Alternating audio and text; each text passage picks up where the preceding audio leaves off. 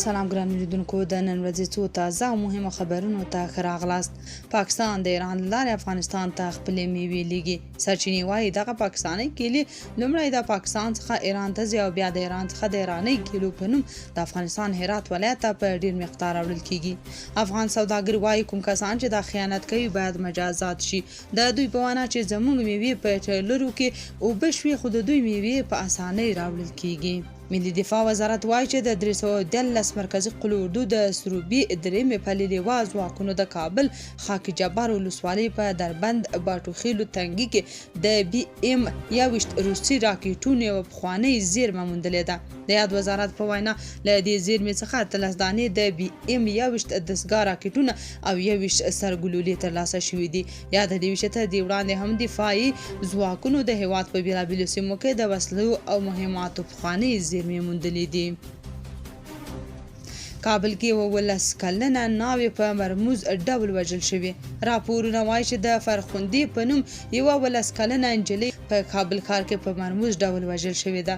د معلوماتو له مخې فرخنده نومې نجلۍ شاوخوا یوه نیمه میاشت وړاندې د سیمې یوه بانفوذه کس زوی ته چې د تخار د سرو زرو قانونو قراردادي دی او په تخار ولایت کې اوسېږي واده کړل شوې وه. د فرخندې کورنۍ ته نږدې سرچینو بیا ویلي چې دغه واده د خوښې نه و بلکې د هلک او نجلۍ پر کورنیو تحمیل شوی و او زوی د خپل پلار او ورور په ټینګار دغه واده ته غاړه ایښې وه. د سرچینو د معلوماتو له مخې د فرخندې جسد 2 شپې وړاندې د کابل ښار په ګلبهار سنټر کې د هغې خسرګنۍ ته نږدې په یوه اپارتمان کې موندل شوی دی.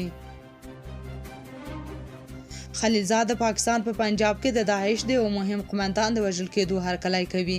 زلمی خلیلزاد خپل ایکس کې د المرصاد د خبر شریکولو سره د برهان وژل کېدل د پاکستان لپاره ښه خبر بولي. د افغان حکومت استخباراتو ته نږدې ویبپاڼه المرصاد وایي وسلوالو د داعش خراسان څانګې مهم قومندان برهان د پنجاب د اخترآباد په پاټک سیمه کې وژلی دی. تر اوسه نورو رسنیو د برهان د وژل کېدو په هکله څه نه دي ویلي چې په زید هم مشهور دی. المرصاد نږدې 19 ورځې مخکې د پښتونخوا په پېښور کې هم د داعش د یو بل قومندان د وژل کېدو خبره کړې وه. پاکستان وايي د دروازو خلاصول د ټي ټي پي پر ضد اقداماتو پورې تړلی. د پاکستان پوځ اړوند رسنۍ ایکسپریس ټریبیون ورځپاڼې په خپل یو راپور کې ویلي تر هغې پورې چې افغان طالبان د ټي ټي پي خلاف پرېکنده اقدامات ونه کړي نو پاکستان پرېکړه کړې چې په ډیورنډ کرښه ټولې دروازې تر اوږدې مودې پورې تړلې وساتي. یادې ورځپاڼې د پاکستاني چارواکو په حواله لیکلي چې اسلام آباد په ښکاره ټکو طالبانو ته څرګنده کړې چې تر هغې چې د افغانستان په خاوره کې د دوی ضد مخالفې ډلې فعالې وي نو د لارو د پرانیستلو او د سوداګرۍ د پیل لپاره به هیڅ ډول اقدامات ونه کړي. دا په داسې حال کې ده چې طالبانو پرېکړه کړې چې له پاکستان سره هر ډول سوداګریزې اړیکې ختم کړي او افغان سوداګرو ته یې سپارښتنه کړې خو په یاد هیواد کې خپلې معاملې پاکې کړي. د لارو د بندښت له کبله د ډیورنډ کرښې دواړو غاړو ته زرګونه بار وړونکي موټرې له نامعلوم برخلیک سره مخ دي او د ټرانزیټ ترڅنګ یې سیمه ییزه سوداګري په بشپړه توګه فلج کړې ده.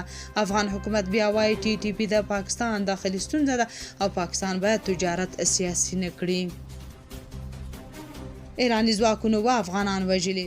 د ایران د بشري حقونو یو څارونکي سازمان هالیووډ ریپورټ ورکړی چې لږ تر لږه 7 افغان پناه غوښتونکي د ایراني ځواکونو لخوا وژل شوي او څو نور ټپیان دي.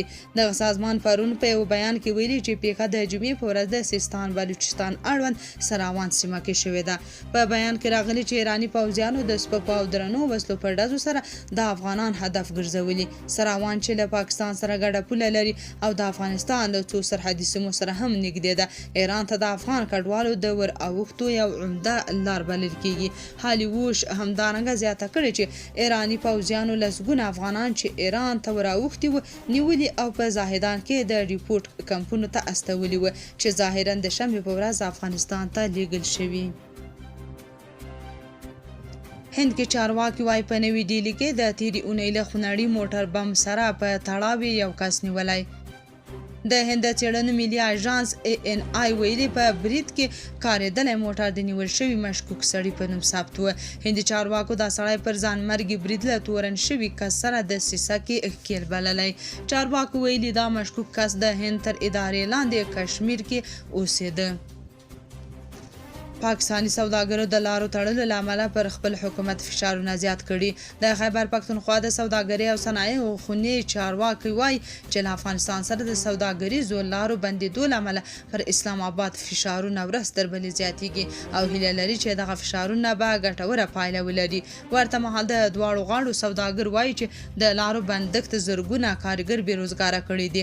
د ایکسپریس ټریبیون ورځپاڼې د راپور له مخې په دواړو غاړو کې سوداګریز فعالیتونه نږدې له منځه تللي او ډېری کورنۍ د ورځني ژوند په برابرولو کې له سختو اقتصادي ستونزو سره مخ شوي دي.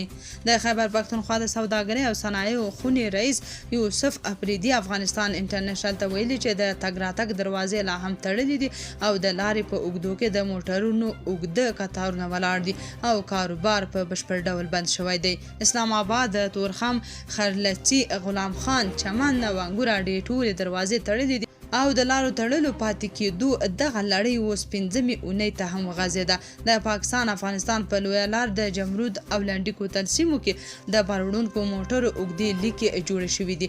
په دغه سیمو موټر چلونکي وایي پر خوسا کېدونکو توکو بار موټرونه له څو ورځو راهیسې په دغه سیمه کې بند پاتې شوي.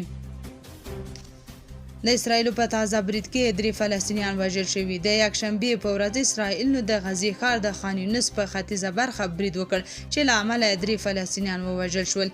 اسرائیلو دارنګه د زیتون او رفح سیمې هم په نښه کړې.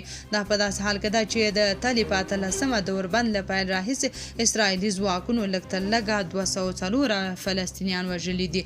له بل پلوه پر غزې د اسرائیلو د بریدونو له پیل راهیسې بیا 9,000 او 400 فلسطینیان وژل شوي دي. پاکستان د ایران د منځګړیتوب له وړاندیز څخه هرکلی وکړ. د پاکستان د بهرنیو چارو وزارت ویلي چې د ایران له لوري د اسلام آباد او طالبانو ترمنځ د منځګړیتوب له وړاندیز څخه هرکلی کوي. یاد وزارت ټینګار کړی چې پاکستان د پولو د ترهګرو په اړه قوي دوسیه لري او د هیڅ منځګړیتوب کوونکي له ونډې به ډډه ونه کړي. د پاکستان د بهرنیو چارو وزارت ویان طاهر حسین اندرابي د یکشنبې په ورځ د ایران د وړاندیز په اړه چې غواړي د اسلام آباد او طالبانو ترمنځ د منځګړیتوب لپاره سیمه ییزه ناسته جوړه کړي وویل ایران زموږ ورور هیواد او نږدې ملګری دی. پاکستان تل د خبرو او ډیپلوماسۍ له لارې د سوداګریزو حل لارو ملاتړ کړی. موږ د خپل ورور هیواد ایران د منځګړیتوب له وړاندیز څخه مننه کوو. پاکستان څو ځله له طالبانو غوښتي چې د دواړو هیوادونو پر پوله د ترهګرۍ د مخنیوي لپاره جدي ګامونه واخلي. د بهرنیو چارو وزارت ویان زیاته کړې چې ایران کولی شي په دې بهیر کې مهم رول ولوبوي. هغه ویل عموما هغه هیوادونه چې په یوه حقوقي یا سیاسي قضیه کې کمزوری دریځ لري له منځګړیتوبه ناراضه وي. خو د افغانستان د خاورې سرچینه اخیستونکي تروریزم په اړه د پاکستان دریځ ډیر قوي دی.